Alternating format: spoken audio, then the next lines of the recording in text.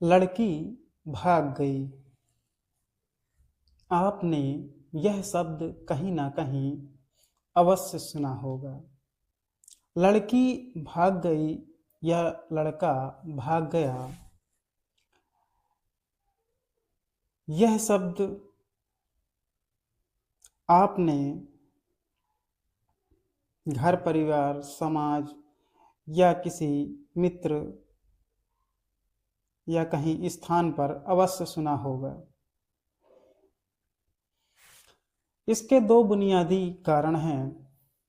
एक तो कोई लड़की या कोई लड़का घर से भाग गया, इसका अर्थ है कि वो अपने करियर के लिए कुछ काम धंधा करने के लिए भी या घर परिवार के लोग नहीं माने और वो कुछ करना चाहता है अपनी ज़िंदगी में तो भी भाग जाता है या किसी मजबूरीवश। और एक भागना होता है कि किसी के प्रेम में पड़कर घर से भाग जाना। तो हम यहाँ पर दूसरे कारण की बात कर रहे हैं कि जब कोई लड़का या लड़की किसी प्रेम में पड़कर भाग जाता है तो वो ऐसा क्या कारण उठता है, ऐसा क्या कारण बनता है, कौन सी परिस्थिति आती है कि किसी लड़की को या किसी लड़के को अपना घर परिवार सब कुछ छोड़कर भागना पड़ता है। अगर समाज की बात करें तो जिसको भी पता चलता है, किसी रिश्तेदार या किसी समाज के लोगों में, पड़ोसियों को, तो सभी लोगों का जवाब लगभग समान ही रहता है कि लड़की बहुत खराब थी या लड़का बहुत खराब था। क्या जो हमको लगता है वही सत्य होता है या सत्य नहीं होता है? आइए इसके लिए हम थोड़ा गहराई में चलते हैं, क्योंकि मेरे गुरुदेव हमेशा कहते हैं कि मोती जो होते हैं वो गहरे पानी में मिलते हैं। उथले में तो सभी कोई तैर कर आ जाता है, लेकिन उनके हाथ मोती नहीं लगते हैं। अगर हम इस के सत्य तक पहुंचना है तो हमें गहराई में उतरना पड़ता है। तो आइए गहराई में प्रवेश करें। अगर हम समाज की बात करें तो समाज हमेशा लड़की वर्ग को कमजोर का दर्जा दिया है। आज हम 21वीं सदी में पहुंच गए हैं, लेकिन आपने देखा होगा कि समाज का जो नजरिया है, समाज की जो समझने की शक्ति है, वो आज भी सीमित है। कोई लड़का या कोई लड़की किसी पार्क में या किसी रास्ते में या कहीं पर भी बैठे हों, बातचीत कर रहे हों, तो समाज के लोग उन्हें एक शक की नज़र से देखते हैं। इसका कारण यह भी है कि जब वो लोग भी जो शक की नज़र से देख रहे हैं, जब वो भी कभी किसी से बात करते हैं तो उनको भी समाज शक की नज़र से देखता है। इसका कारण यह है कि समाज का माहौल ही कुछ ऐसा है। समाज की सोचने समझने की शक्ति अभी भी सीमित है, क्योंकि समाज लड़की को इज्जत का नाम दिया है या उसे इज्जत के नाम से पुकारा है। मैं इस पर ज़्यादा टिप्पणी नहीं करना चाहूँगा, लेकिन जो मेरी समझ है, मैं यह कहना चाहता हूँ कि इज्जत सभी को अपनी बनानी पड़ती है।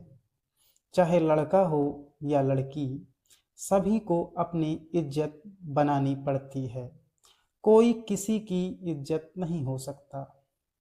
जैसे कि एक पुलिस वाले की अपनी इज्जत होती है और एक कलेक्टर की अपनी इज्जत होती है। एक मुख्यमंत्री की अपनी इज्जत होती है, एक प्रधानमंत्री की अपनी इज्जत होती है। सबको अपनी इज्जत बनानी पड़ती है। और यदि समाज की बुनियादी में बात करें तो किसी के माता पिता अच्छे हैं तो उनकी इज्जत अलग होगी, और यदि उनके बच्चे अच्छे स्वभाव के नहीं हैं तो उनकी इज्जत अलग होगी। तो यह किसी पर थोप देना कि वह इज्जत है, ये एक बुनियादी मैं समझता हूँ कि भूल है। पहली बात। दूसरी बात, यदि यह कहें कि यदि हम अपने बच्चों को या अपनी बहन को, अपने भाई को, अपनी लड़की को, जो भी जिसका रिश्ता है, अपनी बेटी को यह बता सकें कि प्रेम क्या है, तो शायद भागने की स्थिति बहुत ही कम हो जाए। लेकिन समाज आज भी खुलकर प्रेम के विषय में बात नहीं करता है, उनको बताता नहीं है। उदाहरण के लिए मान लीजिए ट्रेन के इंजन को चलाना है और उसे सिर्फ बस चलाने का ही अनुभव हो तो क्या परिणाम होगा। जो लोग भाग जाते हैं वो इसी का एक परिणाम है। इसे समझने के लिए आइए कुछ तर्क पर विचार करते हैं। कोई लड़की या कोई लड़का जब स्कूल में होते हैं, कॉलेज में जाते हैं, तो उन्हें समाज इन सब चीज़ों से दूर रखता है, या कि ना तो उसे घर में पता चलता है कि प्रेम है, क्या नहीं है, कैसा है, क्या होता है, नहीं होता है। तो बच्चों को, अपनी बहन को, बेटी को, या कहें किसी को भी पता चलता है तो उन्हें कॉलेज के दोस्तों से या कहीं इंटरनेट में वगैरह या मूवी जो फिल्में होती हैं उसमें पता चलता है। लेकिन फिल्मों में भी प्रेम को इतना ऊपर उठाया है, लेकिन प्रेम के बाद क्या होता है उसको फिल्में कभी नहीं दिखाते। तो समाज की जो बुनियाद है, जो बच्चों के मन में है, जो दिमाग में चलता है, तो उन्हें प्रेम एक बहुत आकर्षण होता है। लेकिन भगवत गीता में श्री कृष्ण ने कहा है कि जब कोई व्यक्ति, चाहे वो लड़का हो या लड़की, जब पैदा होते हैं तो उनके अंदर 3 गुण मौजूद होते हैं, तमस, रजस और सत्व। ये 3 गुण ऐसे हैं, एक गति करता है, एक गति को रोकता है और एक दोनों को बैलेंस करता है। इसी प्रकार से व्यक्ति के अंदर आकर्षण और प्रतिकर्षण दोनों भाव भी रहते हैं। जब किसी लड़के से या किसी लड़की से जब कोई पहली बार बात करता है या एक नॉर्मल बिहेव करता है तो किसी को भी समझ में नहीं आता है, क्योंकि उसको आज तक कभी किसी ने बताया ही नहीं है कि आकर्षण और प्रतिकर्षण क्या है, प्रेम और संबंध क्या है। लेकिन इसका मतलब ये नहीं है कि हमारे अंदर जो आकर्षण है और प्रतिकर्षण का जो भाव है वो शांत रहेगा, ऐसा संभव नहीं है। क्योंकि शारीरिक जो मिलन का, संबंध का भाव है वो व्यक्ति के अंदर जैसे जैसे उसकी उम्र होती है वैसे ही वह भाव भी बढ़ता है। यदि हम कॉलेज या कहें कि हमारी जो एक बुनियादी उम्र है 17-18 साल, हमें सब कुछ पता हो, हमें घर परिवार से या स्कूल टीचर के माध्यम से, तो कोई भी ज़्यादा दिक्कत नहीं होगी। लेकिन हमें जिन दोस्तों से पता चलता है वो भी उसी समाज से उठकर आते हैं और उनको भी कुछ पता नहीं होता है, तो दोनों की समझ वहाँ पर सेम हो जाती है। तो उनको लगता है कि आकर्षण ही आकर्षण सही है, और वो इस तरह के बातों को सुन रखे होते हैं कि समाज एक कास्ट को दूसरी कास्ट में शादी विवाह करना पसंद नहीं करते हैं, और भी बहुत सारी बाधाएं हैं। जब कोई लड़की या कोई लड़का किसी से हाथ मिलाता है तो वो शारीरिक भाव उत्पन्न अवश्य होगा, क्योंकि वहाँ पर आकर्षण और प्रतिकर्षण दोनों भाव उत्पन्न होते हैं। अगर जो हम गहराई से गहराई में देखें तो जिस प्रकार से हाथ में बर्फ रखने पर ठंडा लगता है वहाँ पर भी प्रतिकर्षण है। अगर जो हम कोई गर्म वस्तु को हाथ में रखें तो हमें गर्म लगता है, तो वहाँ पर प्रतिकर्षण है। इसी प्रकार जब कोई लड़का या किसी लड़की से हाथ मिलाता है या संपर्क में आता है तो आकर्षण का भाव उत्पन्न होता है। लेकिन लड़के को या लड़की को यह नहीं पता होता है कि हम जिस लड़की या लड़के से मिल रहे हैं, अगर हम 10 लोगों से भी ऐसे मिलें तो वही भाव उत्पन्न होगा। यही लड़का और लड़की की भूल हो जाती है और वो इस आकर्षण को प्यार या प्रेम समझ बैठते हैं। वो भाव को किसी अपने दोस्तों से, अपने घर परिवार में किसी से ना तो शेयर करते हैं और ना ही पूछते हैं, और सबसे बड़ी गलती यही है कि समाज उन्हें आज तक बताया ही नहीं है कि जो भाव उत्पन्न हुआ है वो एक आकर्षण और प्रतिकर्षण का भाव है, वह प्रेम नहीं है। ज़्यादातर बच्चे यही भूल कर जाते हैं, उसे उस भाव को प्यार, संबंध, प्रेम या कुछ भी समझ बैठते हैं और उसे ही उन्हें ऐसा भाव लगता है कि दुनिया में पहली बार यह भाव उत्पन्न हुआ है तो कोई विशेष है। मैं उनको बता देना चाहता हूँ कि यह भाव कोई विशेष नहीं है। यह भाव अगर आप 10 लोगों के पास भी जाएंगे तो वही भाव सभी में उत्पन्न होगा, क्योंकि आप हाथ पर जिस प्रकार की वस्तु रखेंगे, ठंडी रखेंगे तो ठंडा महसूस होगा, गर्म वस्तु रखेंगे तो गर्म महसूस होगा। मैंने सुना है कि एक बहुत ही सभ्य लड़की थी, ना तो वह किसी रिश्तेदार के यहाँ ज़्यादा जाना पसंद करती थी और ना ही ज़्यादा किसी अपने मोहल्ले में, गांव में किसी लड़के से बात करना पसंद करती थी।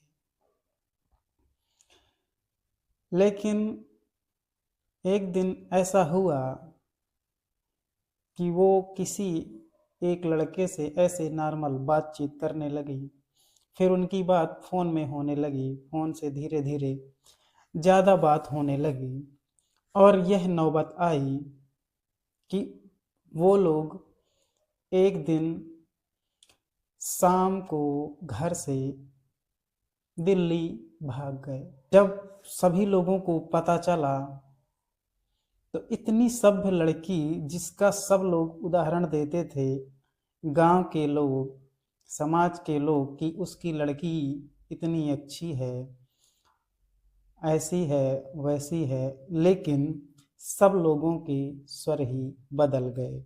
सभी लोग एक ही स्वर में कहने लगे कि वह लड़की इतनी बुरी थी, कोई नहीं जानता था। लेकिन कुछ दिनों बाद पता चला जिस लड़के के साथ गई थी वो लड़का 15 से 20 दिन बाद उस लड़की को भी छोड़कर कहीं और भाग गया। मैं उस लड़की से और उस लड़के से यह पूछना चाहता हूं कि जिसके लिए तुमने अपनी पूरी दुनिया छोड़ दी, अपना घर परिवार, रिश्तेदार, समाज, अपनी जिंदगी, फिर तुम लोगों ने एक दूसरे को क्यों छोड़ दिया? उनके पास इस शब्द का क्या जवाब होगा ये तो नहीं पता, लेकिन मैं इतना कहना चाहता हूं कि यदि आप दोनों के बीच में प्रेम होता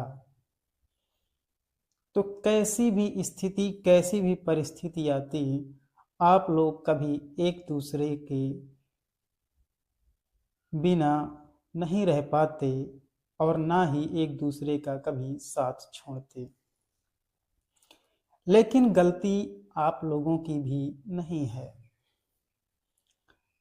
आपको भागने से पहले किसी ने बताया नहीं कि प्रेम और प्रेम का भाव क्या है, आकर्षण और प्रतिकर्षण का भाव क्या है।